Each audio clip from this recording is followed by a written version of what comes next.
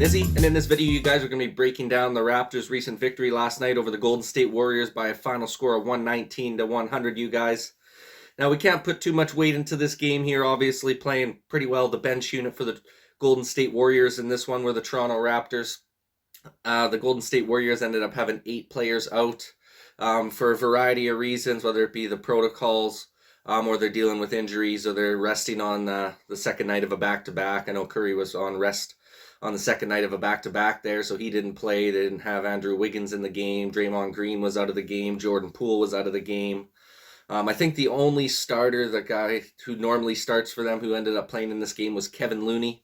Other than that, they had all bench players or G League guys who got called up to come play for them. Jonathan Kuminga had a great game for the Warriors. 26 points, 1 rebound, 2 assists, and 2 steals. Obviously, being a rookie talent, he's looking real good for them this year. Obviously, that's going to be a big-time draft pick going forward in the future for that Golden State Warriors team, you guys. But for the Toronto Raptors' sake here, they took care of business. They did exactly what they should have done, especially playing, like I said, a Warriors team who was missing pretty well their entire starting lineup. 8 players total out for the Warriors. There's no reason the Raptors shouldn't have handled business in this game. And they did just that, which is good to see. So real quick, before we start breaking down the rest of this game, you guys, if you go ahead and like this video, if you like sporting content like this, go ahead and subscribe to the channel if you're looking for more sporting content like this in the near future. Been getting a lot of support lately, you guys, and I greatly appreciate it. We're going to keep coming out with as much content as possible for you guys. But without further ado, man, let's go ahead and start breaking down this game from last night. Raptors improved to a 14-15 record on their season now. Warriors are 24-6 on their season now after last night's game. Obviously not too big of a deal that they lost that one, since they're, the top team in the league right now, right beside the Phoenix Suns out in the West Coast there. No Pascal and no Banton last night as well. They ended up going into the protocols late yesterday afternoon before the game started, so they ended up sitting out last night's game. Khem Birch was also out last night's game, still dealing with that knee injury. We did get OG and Precious Achiuwa back, which was huge. Precious had a huge game for us in his first game back from his shoulder injury there. Ended up going 17 points, 5 rebounds with 1 steal. Real nice performance from him coming off the bench. They had Boucher in the starting lineup instead of putting Precious back in there. I liked what I've seen from him so far in that starting 5, with the likes of Khem Birch and Precious Achiuwa being out. I thought he's not been outstanding, but he's done a solid, formidable job at that center spot for us in the couple of games that he has started there. Boucher ended up finishing up last night, 11 points, 8 rebounds, and 1 assist.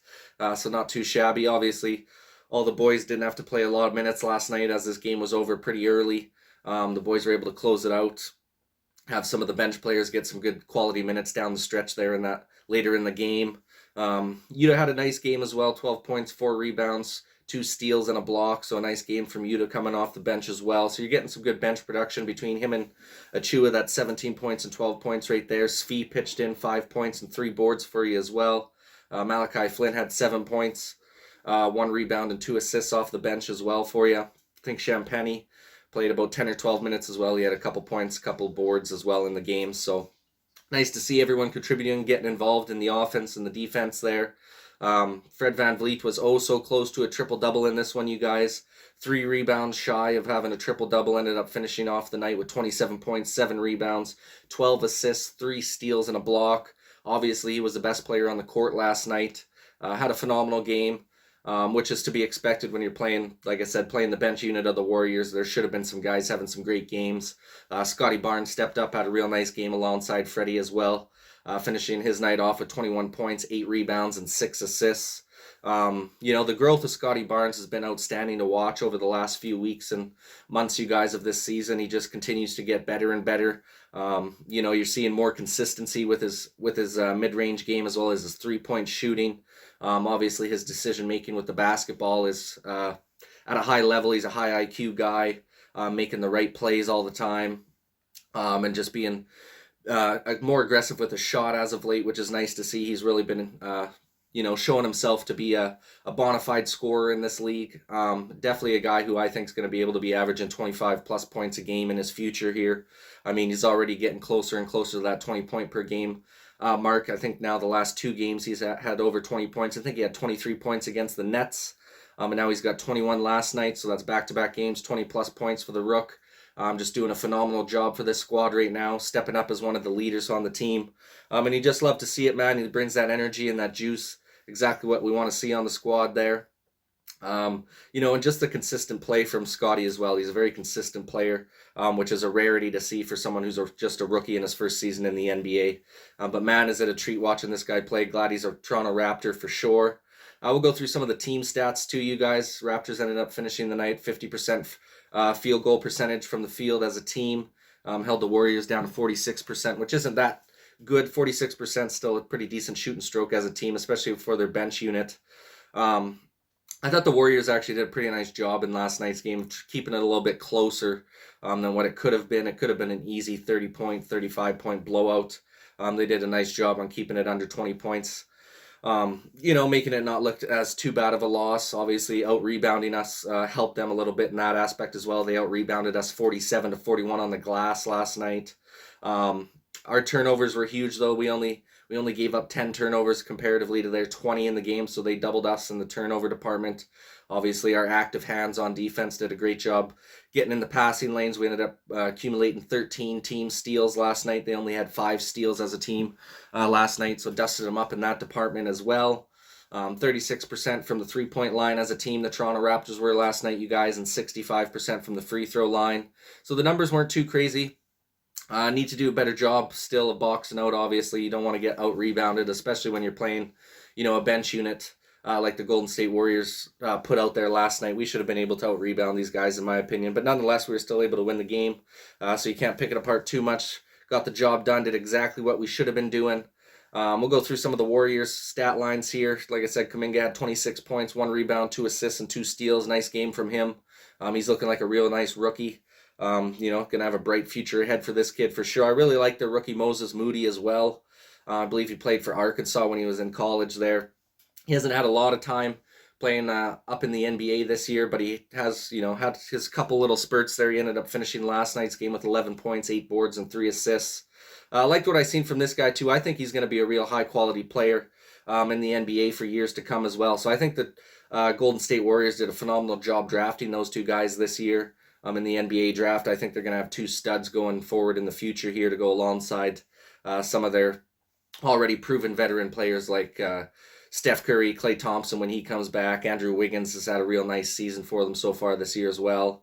So the Warriors are just building up a real nice squad over there. They're kind of taking an approach kind of similar to how the Raptors were. They were bad for a couple seasons after the championship runs there.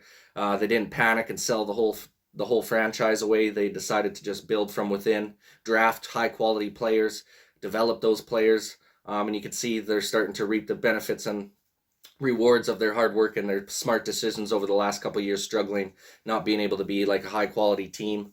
And I think the Raptors are going to be in that same kind of mold here, you guys, especially with some of the young talent we got on the squad right now. I definitely can see the Toronto Raptors taking a similar arc as the Golden State Warriors, and in a year or 2 from now, the Toronto Raptors, I could see them being one of the top teams in the East, if not the top team in the East. Definitely a possibility there. Obviously, Scotty Barnes is going to be a big time piece going forward here in the future for the Toronto Raptors, you guys.